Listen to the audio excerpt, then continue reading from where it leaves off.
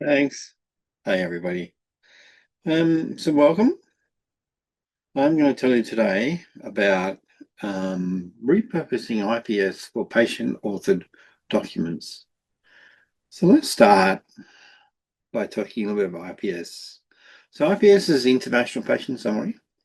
It's a globally accepted interchange format for health summaries and one that is being rapidly implemented for um, cross-border exchange for unplanned care. So the idea is not that IPS is supposed to deliver organized, structured referrals, but a general purpose carrier of a patient's summary that was suitable for when they need ad hoc care across the borders.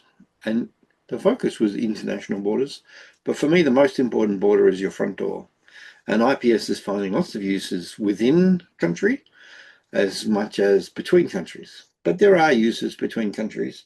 The most high profile use between countries is the Hajj project, but there's plenty of use as a cross-border format in Europe, and we're seeing more projects being talked about or prototyped. And we're also seeing it being used in a number of countries as a general purpose patient summary format. Some of you might have heard of Kill the Clipboard, which is getting quite a bit of political airtime in the United States. And part of the notion of Kill the Clipboard in the United States is that when a patient is discharged from hospital, they will be given as part of their discharge a summary of the care that they received during the admission. And that then they would present that at at the next institution where they receive care, and it saves filling out a lot of the details that are in the that are usually done by paper, but they already have them in their IPS. And so, as part of Kill the Clipboard, US is filling out a US IPS format, and I'll come back to national formats in a little bit. Um, and so, really, we have, which is magic. Like 10 years ago, I was asking countries, what about sharing healthcare information between countries? And they were looking at me, national health system leads would look at me and go, why on earth would that ever be a thing? And I'm like, tourists? I mean, don't you travel countries? And they're like, oh, yeah, but not going to, it's too hard. And now here we are. We have a globally accepted format. Now, the format is relatively straightforward. It's not too ambitious. We have a set of document information about, but it gives context to the document, who the patient that the document is describing is, the author who wrote the document, and potentially an attester, which is like a second clinician who signs or co-signs, and a custodian, which is an organization that volunteers to take ownership of the document and care for it over time. You don't need to have a tester and custodian, you must have a patient and an author. And then you must have sections for problems, allergies, intolerances, and medication summary. Past, the current problem list. Allergies and tolerances, you might say, well, we don't know of any for this patient, but in general, that's important to know them and to list them. The same for a medication summary. And so one of the things I should tell you at this point is the summary of the IPS. The question is, what is the summary of? Like, if you have a holistic care and probably a GP, the summary could be the summary of the patient's overall health. Um, but whereas if you get an IPS as a discharge artifact, it's very likely to be a summary of the care of this episode, which is a different thing, right? So you might say, I would expect a GP authored general patient summary to have all my medications, but it's quite possible that for a discharge summary IPS, I will only have a subset of the medications, which is those medications that are that were relevant to this particular admission. Then we recommend that you don't have to list allergies, intolerances, and medications. You can say, well, the patient doesn't have any, or the patient, I don't know of any, or I'm not equipped to know this. Although at some point you become unable to produce IPSs if you cannot produce those records. If the patient has problems and you go, well, the patient doesn't have problems, and that's definitely a problem. Then you can also include sections for the immunizations the patient has, their selection of their results from laboratory and pathology, radiology, and potentially other diagnostics, the history, past history of procedures and medical treatments, a list of medical devices the patient has on board, and then optionally some more information about their healthcare around care planning, the functional status of the patient, pregnancy history, smoking, alcohol use, and summaries of vital signs and past problems, and also patient story, which we'll talk a little bit about. So this is a general patient summary. Most of our focus has been on the left side of the document to this point, and we have not so well explored the right side of the document. We're working on that now. So that's the patient summary that you get, and then you can present that. So a patient's likely to hold several patient summaries. They're, in an ideal context, they'll have a GP authored summary, which is a summary of their general medical information. It's possible that the patient will have a separate patient summary that deals with more personal information that they're less willing to share around reproductive and sexual health and mental health and addiction and substances. Say they might say, oh, that's not part of my general summary. So they might have like two summaries that they produce depending on the context of care, and then they might have, discharge summary sourced patient summaries that are event specific, and then they could choose which ones to share, and they could potentially have some kind of service that aggregates that information and takes responsibility for the integrity of the information. Now, just to understand it, the IPS is a summary. It's a frozen record of past information. It's not a live record system. Past information is critical, and it's good to have good provenance and context, so you know where it came from. But summarization is hard. If we go back to here, like it's not too hard to summarize the current problem. It's usually not that long. However, we're going to choose the relevant results, the pertinent, pressing laboratory results. What's relevant depends on what the purpose of the consultation or the care needs are, and if the care needs are not well, they're highly variable. So summarization is kind of like general purpose guess in advance of what's likely to be pressing and relevant, pertinent and relevant. And so there's a degree of, like, this is why it's called suitable for unplanned care, because as soon as you start planning care, you start going, well, actually, now we can start making these rules, and I don't know how to do that prospectively for a summary. All right. So then the idea is the patient gets the document. Now, there's a number of ways that can happen, but the most likely way is a QR code. And the QR code might actually convey the patient the ability to share that document with other parties, or it might actually give the document to the patient, and they can look at their own IPS, their own patient summaries. It doesn't have to be done by a QR code. You could email the whole document to the patient, and they've got the document, and then they can share it with a QR code, or they can embed it and you could embed it in a PDF. That's good for people, because when people get a patient summary, they're looking at this thing, Jason, and what do you do with this? Nobody knows what to do with this except for certain programmers. If you embed it in a PDF, they look at it and go, I know what it is. I can see it. I can open it in a PDF and look at it. And then a program can actually dig out all the data from inside the PDF. But there's other approaches. But in principle, the patient has an encounter with the healthcare system of some kind or other, and then they get sent their patient summary. And then when they come to a new they carry that IPS around. maybe they only have the right to link to a document that's curated and managed by a national system, or maybe they have the signed IPS themselves that they then can share.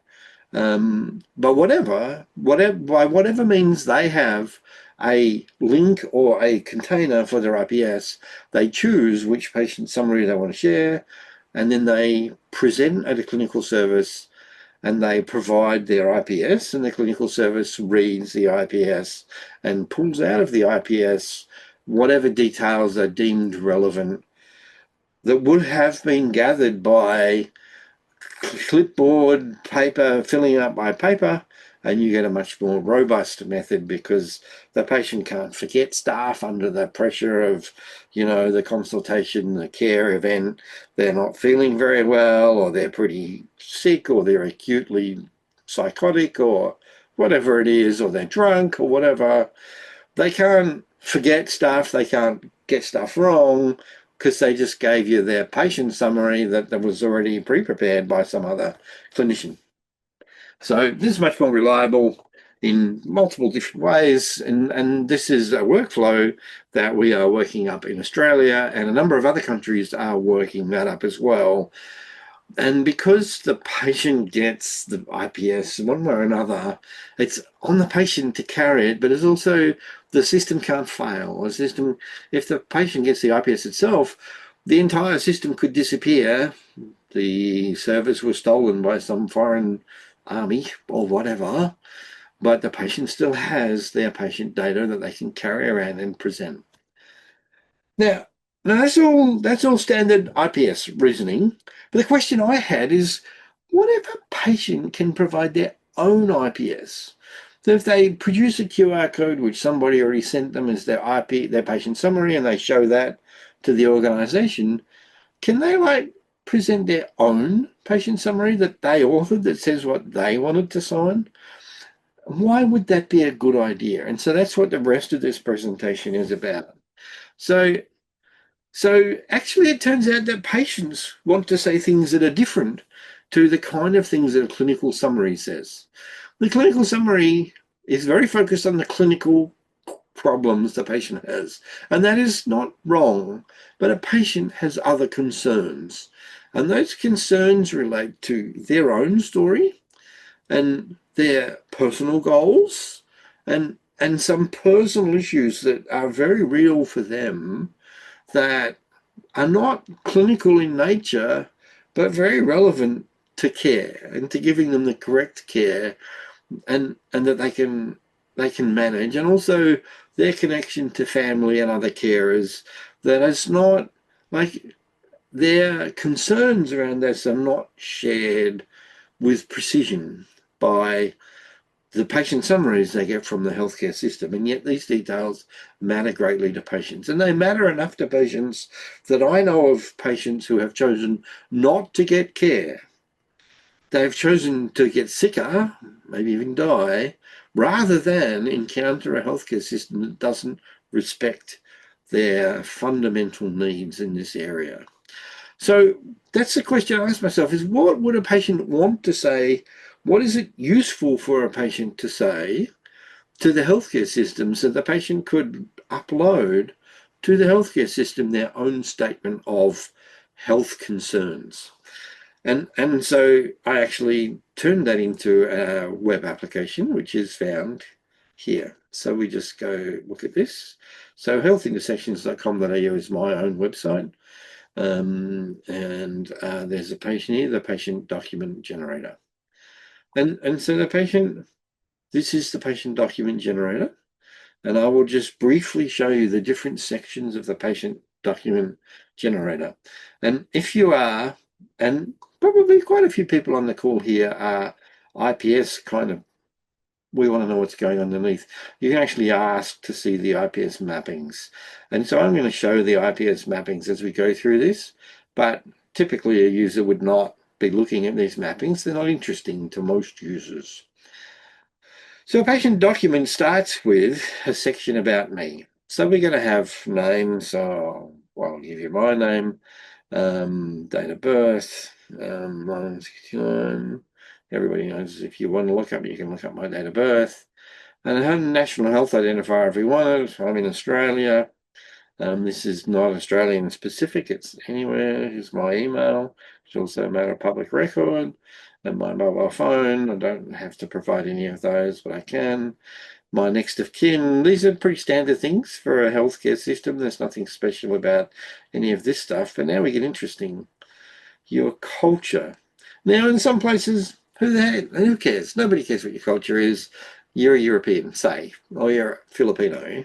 But then there are places or contexts where your culture really matters. Here in Australia, your culture truly matters. If you are an Indigenous person, there is that is a really big part of who you are and how you care for you and so forth. Or alternatively, you might say, I don't really care about culture, but I want you to know my place because I'm very place orientated. Again, this is cultural, but depends on the culture. Well, you might say my preferred language, and my preferred language is French, but I can get by English if I have to. And as I said, these in the red here, these are the IPS mappings, so that you can see where this would go in an IPS document. Um, and you can say a religion if you want. You can pick a religion, or you can say, look, it's not important to me. Then we get gender, um, and um, you can say pick a gender, or you can provide your own answer to gender. Pick pronouns. That's a bit controversial, but it's not hard to honor people's interests. Then there's this, which is actually pretty interesting. You might say, look, I'm male, and I identify as male, I am male, but actually I am not, in some ways, I am not a typical male. That is a question that happens in some countries. And finally, who authored the document? If it's blank, we assume it's self-authored, or you can say a bit of a name of maybe family member who filled it out. For instance, my mother-in-law, my wife would fill it out for my mother-in-law. And so those sort of basic details about the patient. When we get to the interesting stuff, so my story, how would you describe your story? So, so this actually is both really useful and important, and actually will challenge patients to figure out what to say. So one of the things I have to do is give more context to help patients understand. But a typical one, let's actually say, pre-fill these out now. I'm a grandmother of 3 beautiful grandchildren and mother of 4 adult children. I have recently been diagnosed with stage 2 breast cancer. I have type 2 diabetes and kidney problems.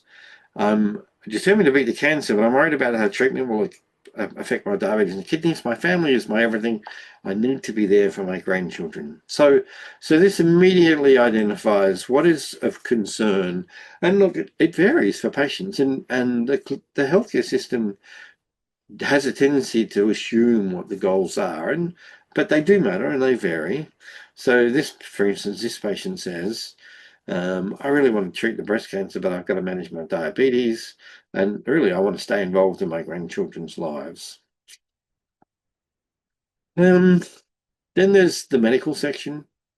I can fill out allergies, ongoing health issues, and identify how serious they are.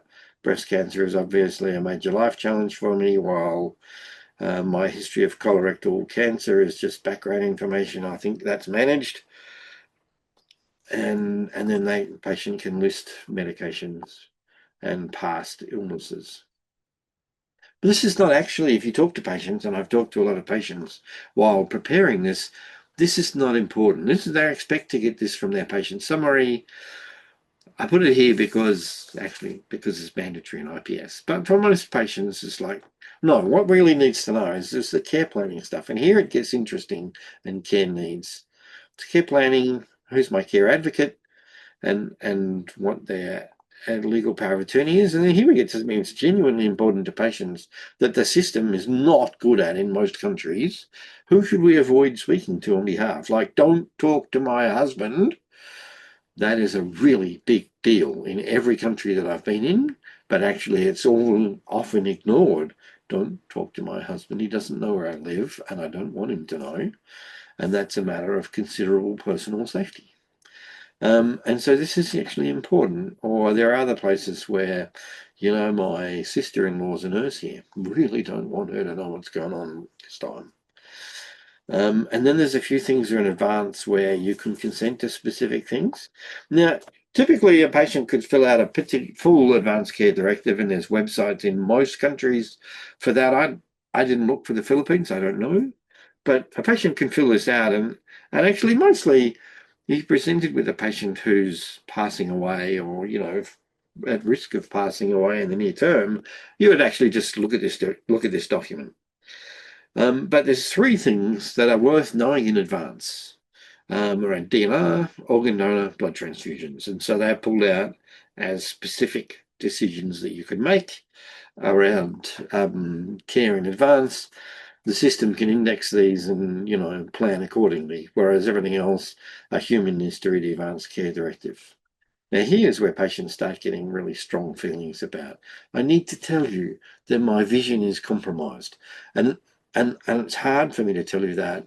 And actually, I've heard some awful stories of patients who nearly died because their vision was compromised or their hearing was compromised. Even more harder is to explain to people that your cognition is compromised. And you'll say, oh, yes, I understand. You don't have a clue what was just said. Plenty of elderly patients do that. I am not good at this stuff, but I don't want to bother you. And so, yes, whatever it is you said, yes. My father himself's got cancer. I talk to him about what the doctor says. He looks at me blankly and go, well, he said stuff. And the doctor said to him, do you understand? And he said, yes. Or, you know, I need help, mobility, or, you know, I have past trauma. And all these things are things that are real relevant, not to the clinical care process, but to the care process. And they're really important for patients who have these things to be able to tell you this. I need you to know this. I need you to know I can't remember a thing. I might need help with eating or drinking or getting out of bed, or in case of my mother-in-law, moving around in bed. These are things I need help with, and then things I need. I've got a wheelchair. I can't move without a wheelchair. There's no point putting me in a room that doesn't have space for a wheelchair or a bed, whatever. I have a communication device. You need to know that.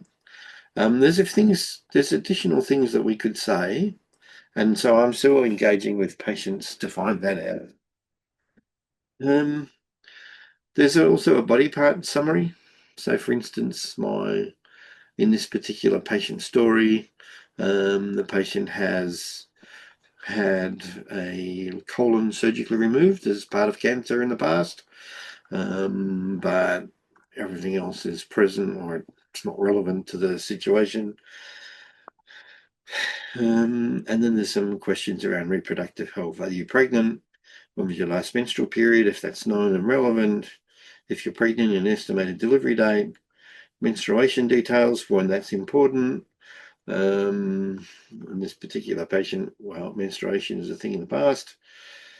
If you're a man, some relevant issues for males, but not for this patient. But we could fill them out differently for a different kind of patient. And I've got a set of pre-prepared patient stories that have matching technical details filled out by all these. So you can fill out all these and then you can upload an existing IPS document and have the system do its best to read the IPS document into all these details. The IPS document could come from anywhere, and then you could edit them, and having edited them, you can actually generate a document. Once the document is generated, you can look directly at the or you can look directly at the JSON for the IPS, which of course is great for those of us who are IPS nerdy kind of IPS people, and entirely useless for a human. Like a typical human will look at this and go, I mean, what the heck is this? So you can download this as a PDF. And let's see, where's the PDF? Here's the PDF. Right, so patient document. And then, of course, if you have an IPS viewer, a PDF viewer, you can look inside the PDF and see that there are file attachments attached to this PDF document. Or you can get it as a QR code. And the website, you could scan this QR code and open it with an IPS viewer that conveys a working SH link, which is a technical standard that points to the IPS document that you authored here by filling out these things. All right, and you can also get a WHQR code, although you can't do anything with that right now. I need to do more work with WHO to make that workable. Okay, all right. So the idea is that this is a demonstration. And maybe one day I'll turn it into a truly fully proper IPS generator that a patient could genuinely come here and fill out all the details and produce an IPS document which is signed, and then they can take the QR code and share that QR code, this one here, with display it to the healthcare system, and the healthcare system will upload this document that's got their story, their identity, their care needs, and their concerns around care planning. And for a lot of patients, this would be like magic, just magic, if the healthcare system would only care. Now, right now, in almost every country, the healthcare system does not care. And so what I'm doing here is a demonstration that is used by patient advocates in a number of countries to ask the system to care. These things. Who do you not want to contact? What are your care needs? What do you really need? I'm really concerned about my vision, or I'm really concerned about getting dressed in a hospital. That sounds like terrifying to me. Those things. Um, and so this application, this demonstration application, it demonstrates IPS. If you just need a general IPS that's sort of patient specific or relevant, feel free to knock one out from my website here, the patient document generator.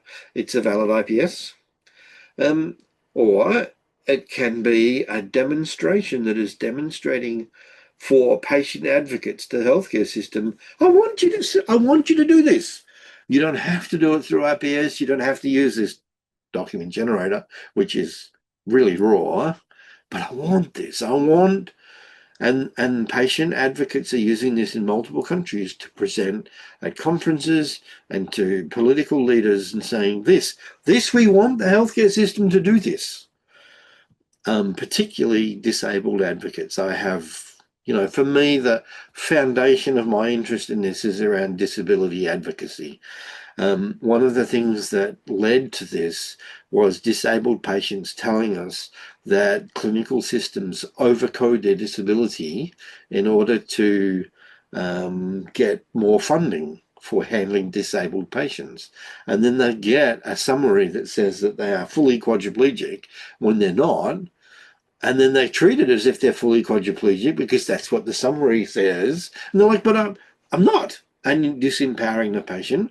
And this is particularly relevant once you get functional challenges around aging and aged.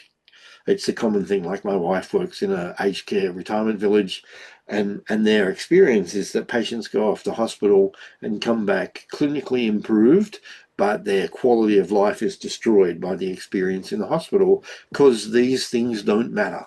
And so it's not just that the system doesn't ask, it's the system doesn't care. So part of what this here is to be a resource to help advocates. Another thing that this demonstrates is the set of questions that I have gathered and gleaned through consultation around the world with disability advocates, patient advocates. I have one section to add around mental health, and I've been consulting with the Australian peak body around mental health to do that. It's one of my Christmas projects is to fill that out. But other than that, a lot of there are vendors around the world and national programs around the world who are using this as one of their inputs to their own design process. And that is happening here in Australia, where the national system is working on patient authored documents and paying attention to the kind of core concerns that I have gathered here. And so again, it's functioning as a demonstrator application. Now it's possible that I might decide to invest further in this, in the idea here of uploading an IPS document and actually create the framework that allows you to upload multiple IPS documents and reconcile the information and produce like a cumulative full patient summary. I maybe go there one day. I'm not sure. So at the moment, it's a bit of a technology demonstrator as well, because these things are not otherwise that I know of. There's no way to generate a QR code, a document, ad hoc document with a QR code from any other way on the open internet. It's certainly not so packed up for a user. So as you can see, my interest here is to demonstrate IPS, to demonstrate the idea of a patient leveraging IPS to make their own statement to a system that is concerned about that, and then to support the growth in the ecosystem of this kind of concern being handled by the system, being important to the system, and treating the patient as a person, not just a unit of clinical care, which, for all the value that it has, does leave patients with really deep problems. Now, as listeners to this, feel free to leverage it. Feel free to also give me feedback. What do you think matters to patients that I haven't got here? Note that I said I haven't got mental health section yet. Got to add that.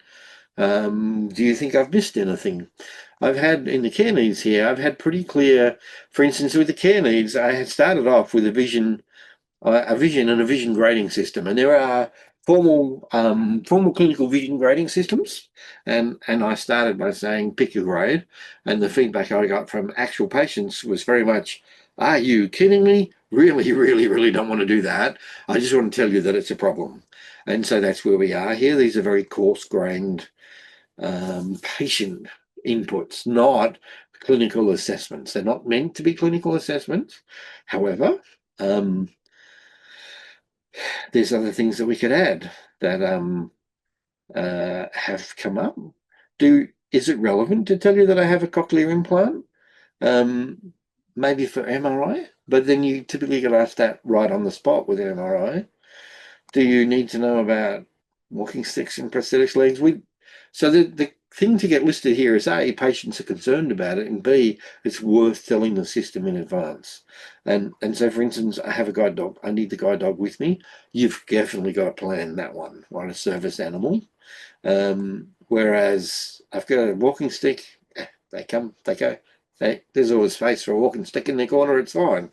So these are open discussions. I'm happy to receive input from any of you around the content of these parts, and of course you can also feel free to engage in discussion about the IPS mappings, which are also a useful thing, and people have been using these IPS mappings to know where to put things in the IPS document.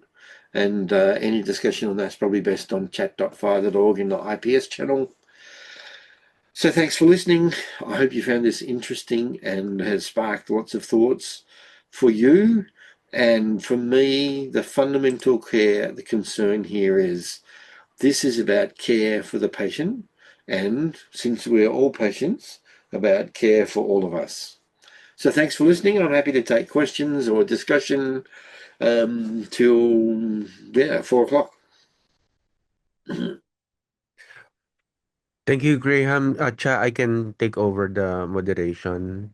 Um, Graham, this is very powerful, especially for the patients, of which I am. So, So definitely, we have some people in the call already sending me back channels that they want to use it.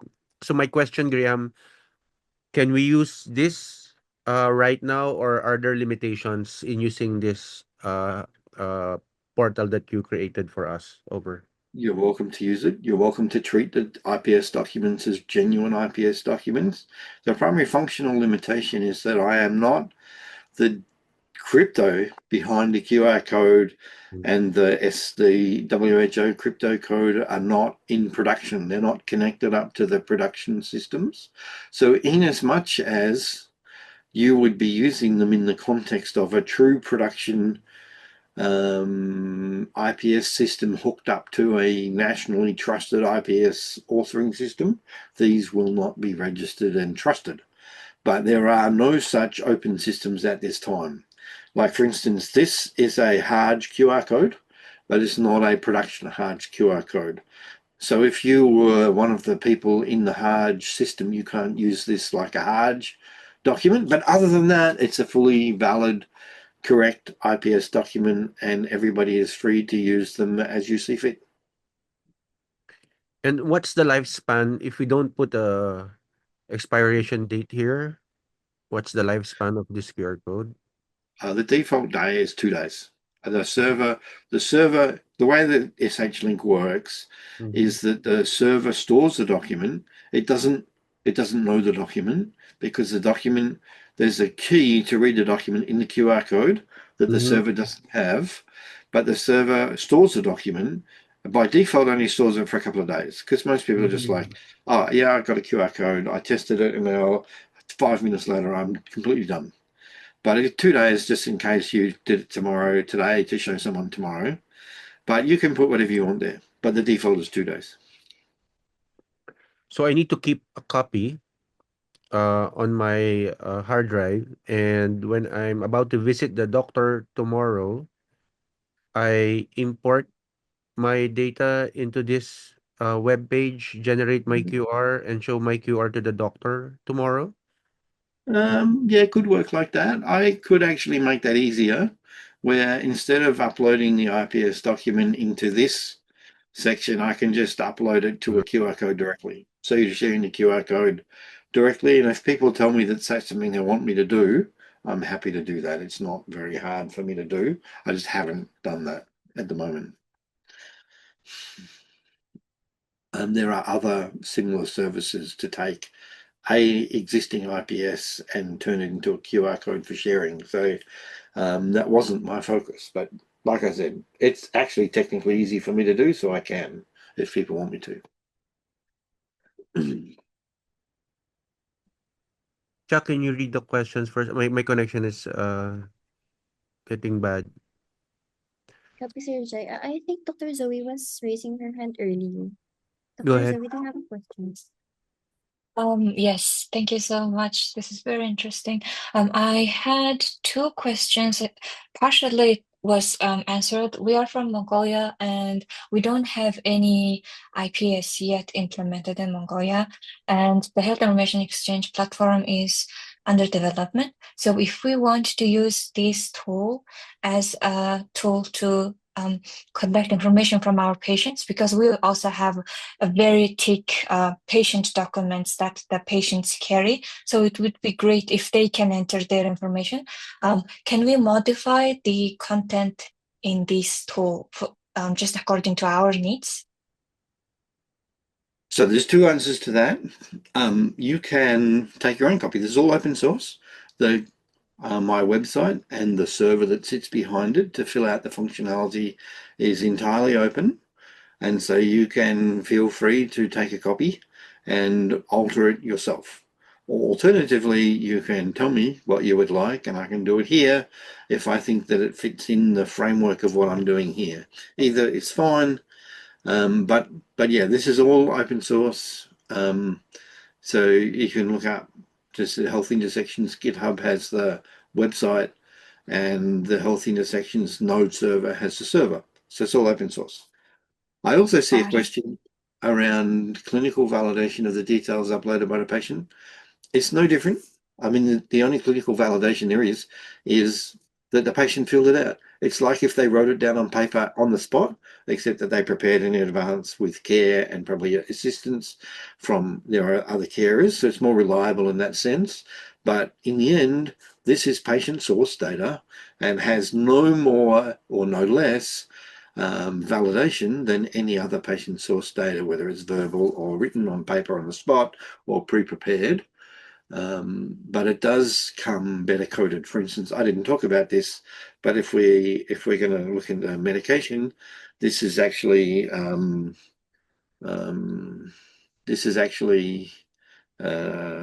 sell it correctly. This is actually snowman coded. I didn't talk about that, but yes, these are all snowman coded using the Australian public Onto server. So that is a definite improvement over handwritten, because the patient will, like I said, osteoarthritis, well, then that turns out to be a problem. But I can do a better job with osteoarthritis. I can do a better job with the coding, and could do that. But other than that, look, it's patient provided data. Just a second question. So if it is used globally, do you have any consideration related to the translation? Because, for example, if we adopt it and if we want the patients to use it, probably we need to translate the whole thing to Mongolian. Did you think about it? Not here. This is purely English because it's a demonstrator. And really, I don't really have a framework for translating the document in my website. So that would be a case of clone all the code and figure out how to soup it up. I guess we could work on that collaboratively. But I haven't got the infrastructure on the website to internationalize the website. So Thank you so much. We can Thank take you. care of that, Graham, Zoe. I think translation is very important especially in Asia. oh So yeah, I mean, this, as I said, as a demonstrator, that's not relevant. But if you were going to turn this into real application, sure, then you need to do things like tidy up, like this text here, entirely inappropriate. Tidy it up, translate it. Yeah, sure, that totally makes sense. yes, so let us write up something, Graham. We'll loop you in and see how we can get this local translations working, but still aligned with the standard of Sure. yep. Cha, any more questions? I saw Dr. Gumindo and Sir Jai raise their hands. Maybe we can have Dr. Gumindo first. Yes, Arlet. First of all, thank you very much for the great presentation, and very important to for our continent where we are progressing in implementing fire standards and upgrading process of patient portals. My question is, as a practitioner clinician as well as informatician, I see that patient bring lot of data from different sources. When coming to management, it bit different. For a use case like allergy and intolerance, a bit different. Sometimes the clinical decision making become different, and you have to change. For example, you have to change the antibiotic itself. For if patient says allergy to coampsicillin or intolerance coampsicillin. So when this IPS, the patient summary become validated, and it's become a medical legal or something with incorporated system, the clinician has to take a risk, and the change, the whole management can differ. For example, for otitis media, you classically give Formsiclo, and the second drug is different. So how can this clinical thing can be override? I think I would just suggest to add the intolerance to this field other than the allergy also. Similarly, validating is another challenge that we have to face as a clinician also. Thank you. So several things to say about this. If you have a national distribution system and you get an IPS that the patient received from another healthcare system provider, then it can be signed. And given that you have a national framework for validating the signatures, you can say with confidence that the document you got is not altered by the patient. And so it is validated in one way. Technically, it is what the other healthcare provider provides. Of course, that has nothing to do with the degree to which you trust the other healthcare provider. That's entirely on you. And the same for information you got from the patient. But it does kind of bother me that around the world, doctors, clinicians think of the digitally provided information differently to verbally provided information, right? Everything you get from the patient, you need to validate, and you need to trust at the same time, and you need to use your clinical judgment. And I don't think it's really any different. The advantage of getting digital is probably as better. Like, take my mother-in-law. If you ask my mother-in-law, you will get a really elegantly spoken story that is far from the truth. That's what she does. Her cognition is very poor, but her verbalization is still very excellent. And so actually that differentiation actually is a real problem. Whereas if you get the digitally prepared information, you will get what we prepared for her, and it's technically correct. And she won't know how to alter that. But that's her.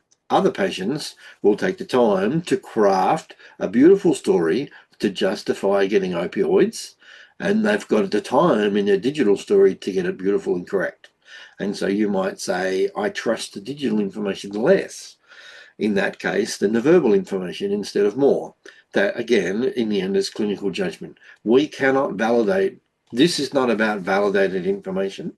The IPS itself can be signed by the source, and you can be sure that it hasn't been tampered since the source produced it, but that, again, is not the same as validation. Thank you very much. Joy? Thank you. Graham, it is very interesting. I'm seeing a lot of clinicians actually participating in this webinar. I'm sure that they would get back with a lot of rich inputs. One is more of a comment. Actually, I was just seeing earlier this morning about the Joint Initiative Council for Global Health Informatics Standardization, GIZ. And I think that's a coalition of 15 different standards development organizations coming together and collaborating. And also they mentioned about how this is actually also contributing to IPS. I think that's like very interesting. I've seen a similar thing, WHO, like I think few weeks back they did it with terminologies. I do see, I think some questions that are coming up in chat, I think has relevance to different standard organizations now coming together and collaboratively working. I think that's also important for AeHIN's initiative for Standards and Interoperability Lab and COIL. My question to you is, like, I know there is a lot for IPS, there is a lot of expectations, but then if there is like top two things as a wish list from you, as you know, the pioneer of fire, like what could that be? What is the most important next development that you wish that can come for? Like maybe that's something that maybe somebody has not asked you about this. Thank you. Over to you. I mean, there's two levels at which I can answer that question. One is about IPS itself. There is a very specific thing that I desperately wish that we could add to IPS, which is that it's a super common experience for patients to be presented with a summary document that they believe contains some wrong information. And then the idea is that they then present that information to their next carer as an authoritative statement of their status. And they're like, but this bit's wrong. And that's a very poison chalice choice for a patient. They can go, well, I can't give them anything because I can't give them some of it. I've got to give them everything or nothing. And so I'll give them nothing. I really think that it's desperately important, if we're going to empower patients through IPS, to describe a way for a patient to comment on the IPS without invalidating the signature of the IPS. So there's a comment section where the patient says, I actually disagree with this piece of data. I think it's wrong. Now, the patient may or may not be correct. That is a different question. But the patient can at least say, I disagree with this piece, and still pass on the whole signed IPS. At the IPS level, we desperately need that, but I can't get the standards community to take that seriously. But as soon as we start actually trying to make this work, it's going to come up again and again and again and again. And so that, for me, that's really important. I would really love to see some genuine progress towards international terminology standardization, but that is a bigger problem than I can take on. It's a bigger problem anyone can take on. And maybe, but you know, a few of us are still pushing and poking on that and moving things forward. We are not yet at the point of solving it, but maybe in a few years' time, we will be able to say that there is functionally useful solutions, particularly for lower and middle income countries, but we're not there yet. Putting aside the IPS question, really the challenges now are with implementation. IPS is enough. In spite of the two things I just talked about, it is enough now to make it work. And what I would really like to see is countries filling out both national and international arrangements around actually using and sharing IPS. And I believe that of all of the things that we could do as countries, that is the one that will quickest bring benefit to patients and their care providers, is simply to give them signed IPSs that they can present to other parts of the healthcare system as a way of carrying healthcare information around. You don't need to build out national services with all of the attendant political and financial challenges that they have. You can simply say, we will give QR codes to the patients, and the patients can share the QR codes themselves later. For me, that is the lowest percentage, the lowest cost, highest yield for changing the healthcare system. But lots of people don't agree because they want the big bang. That's my personal opinion on those things. Thank you, Graham. Very helpful. Over to you, Alvin. Thank you, Jai. Thank you, Graham. Uh, That's a question. So, Graham, what we plan to do is gather the questions from this chat, organize a subgroup, and then get back to you on how we think as a group. We plan to do this. I'm sure the countries have their own ideas about how they can implement it within their own country. We'd like to consolidate that from the regional perspective, and I hope you can make yourself available through questions, at least by email or to the chatfire.org. We can start participating in the fire.org community. All right. Sure, I'm happy to participate in those things. Thank you, Graham. We've reached the top of the hour. Very interesting topic. Let me consolidate the interest from the group, and then we'll have Graham come back and tell us more about what's going to be next. All right. Thank you, All everyone. right. If you don't have a country lab, please email me. I'll point you to the right direction or tell you how to set up your own lab. Thanks, Graham. See you. Okay, Thank you. pleasure. Bye. Bye. Bye. Bye. Bye.